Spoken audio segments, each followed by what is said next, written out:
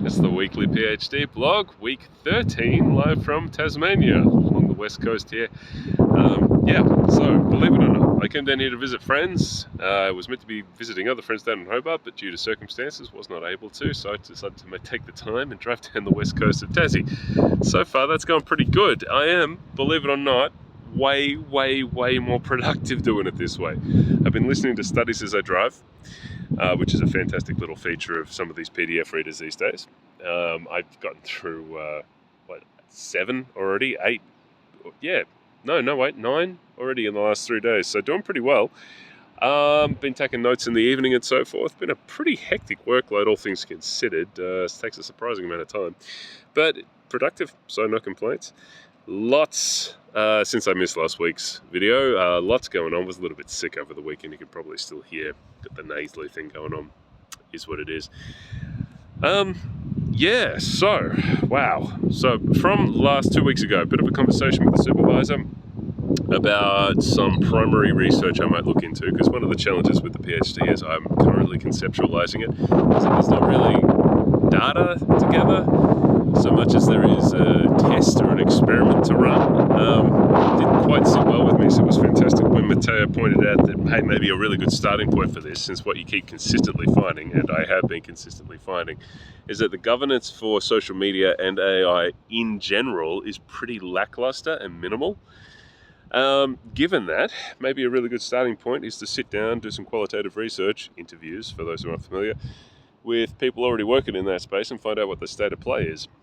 Now that is very me, which is nice. So I'll get into that. Made a good connection today with Justine over in CSIRO. Hey Justine, hope you're doing well. It was incredibly helpful in putting me in contact with a few other people and some key organizations and resources, so we can start to look into that in the next couple of weeks. Still in the lit review, so got plenty to do there. As I said, through about 9 studies already, hoping to bring the total up to about 40 by the end of the week. We'll see how we go there. But the discovery that I can listen to studies while I'm doing manual things opens a lot of opportunities here. Because I don't know about you, but when I'm sitting down in front of a laptop, looking at a piece of paper, looking at a PDF study, the internet's right there. It's a little too easy to get distracted doing other things, particularly life admin or productive procrastination, as I like to call it. Yeah, it's a problem. So, this is a good to know. If I can get some exercise in, I can do some work in the blacksmith foundry, with whatever we can call it, the workshop that we're building at the moment. Get underway there, get some physical activity going. It'll be good, be very good. And I could just listen to studies in the background. Maybe the best way for me to do this.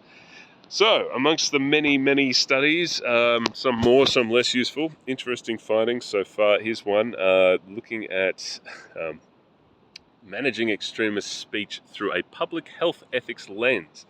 So this has been a bit of a theme. I found a study that looks at extremist speech through a public health lens, specifically the reality that in public health sometimes you need to infringe upon individual rights for the common good or the societal good, or even in protection of other individual rights. Classic case study, of course, from recent times has been the pandemic, or vaccination for that matter. Pandemic being the most obvious one, because that did involve enforced lockdowns, for example, mandates, masks, etc., etc. Infringements into people's rights and freedom of movement, especially, which is a human right. But in the service of, and broadly accepted to be in service of, and necessary in the service of, a greater good, or the protection of several other rights in a temporary basis. So they came with a very interesting ethical framework for this, in the sense that it must be necessary and proportionate and accountable, whatever intervention you come up with. Now that's interesting. One, it's useful. Got a few consequentialist measures in there. Proportionality, for example, is not a deontological measure. It's a consequentialist one, because it's contextual and it's a measure, it's a scale. It's not a test, it's not a rule. Accountability is, of course, a lot more complicated than people think, because, as I said in a previous one, I'm the only person that's ever actually defined that in an operational sense. I will put that up. I forgot about the link again. I'll pop that up somewhere. I'll add it into the previous one, and maybe I'll add it to this one as well.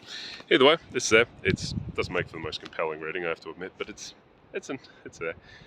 Now, the reason that paper in particular was so useful was because that is a very close match to the legal tests used by the Australian Federal Court when it looks at testing whether a law infringes on the implied freedom of speech within the Australian Constitution. Again, you probably are aware, we don't have in Australia a written down right to freedom of speech. Anywhere in our Constitution, we don't have a Bill of Rights, state legislation and so forth doesn't really spell it out. Weirdly, that seems to kind of work for us. That's a problem I'm going to have to look into for another time. But for some reason, you'd be aware that Australia's introduced a age restriction on social media.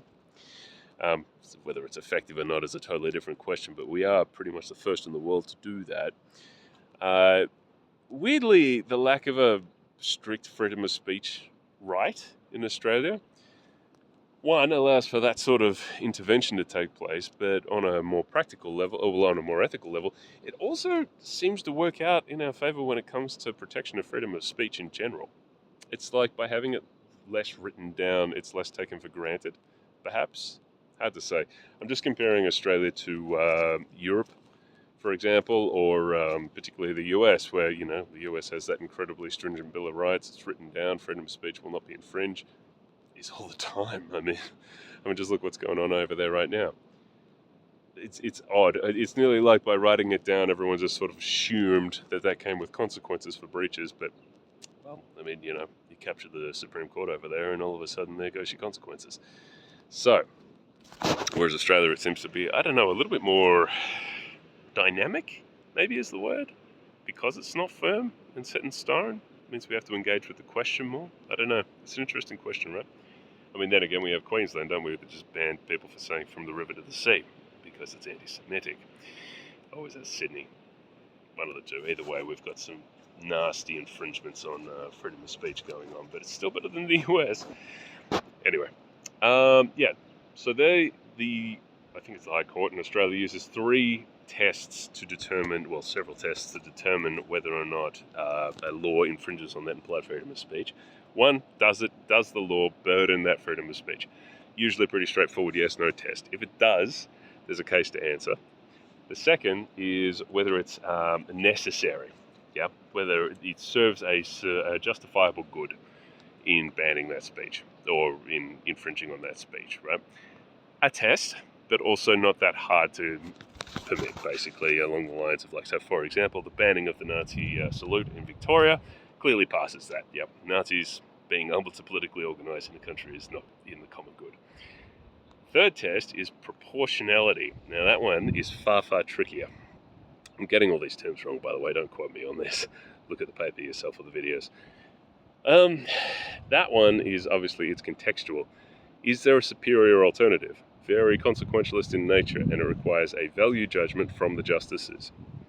Now that is interesting from a legal perspective. Not unprecedented, certainly not. Pretty common, in fact, in some regards. But in this context, that's interesting because law likes its rules. Law likes its very clearly defined parameters, and that is not.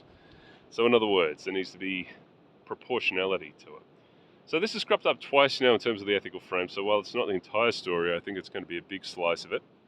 But beyond that, been looking at a variety of different studies and so forth that have looked into different potential interventions, what works, what doesn't, when it doesn't, why. I think I'm starting to get somewhere here. Starting to add more and more nuance into the potential interventions as I sort of look into it. For example, one interesting study I read the other day was about empathy-based counter-speech.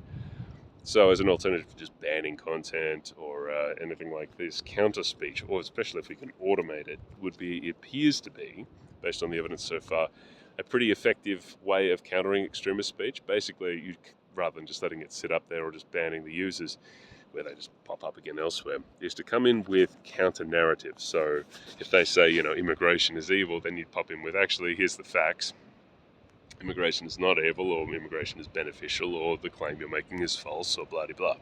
This is more effective if it's done as pre-bunking rather than after the fact, as it turns out. But particularly interesting was the use of empathy-based counter-narratives. So this experiment tried three different approaches. One was counter-speech based on empathy. I understand that you may have concerns, suffering, etc., etc. We've got common ground. based on humor, which was like, I think they got a little emoji. They used a meme of a bird kicking another bird and being like, "Sir, please stop tweeting." Count that as humor if you want, but I suppose it sort of fits. And the third was warning of consequences. Your family and friends can see this tweet. The authorities can see this tweet. It hurts other people when you tweet like this, etc., etc. Of the three, the only one that showed any change in behavior in the individuals they targeted was the empathy-based one, which is pretty commensurate with J.M. Berger's observations about what causes people to come to extremism, that ontological uncertainty, the need for purpose that extremist groups can't fulfill, which is interesting. It gives us a lot of opportunities. But, so that really helps us tailor what will and will not work, what the best angles are when it comes to that kind of speech, which can be automated, which is probably far more effective if it is automated, because unlike humans, AIs don't get tired. So, be interesting. So that's where we're at. Lots of reading, lots of thoughts. I barely scratched the top of what I've been reading this last week so far. So, yeah, we're getting there. I'm getting there. I think I'm falling into the pattern finally. So, a more professional version next week. Less squinting. See you then.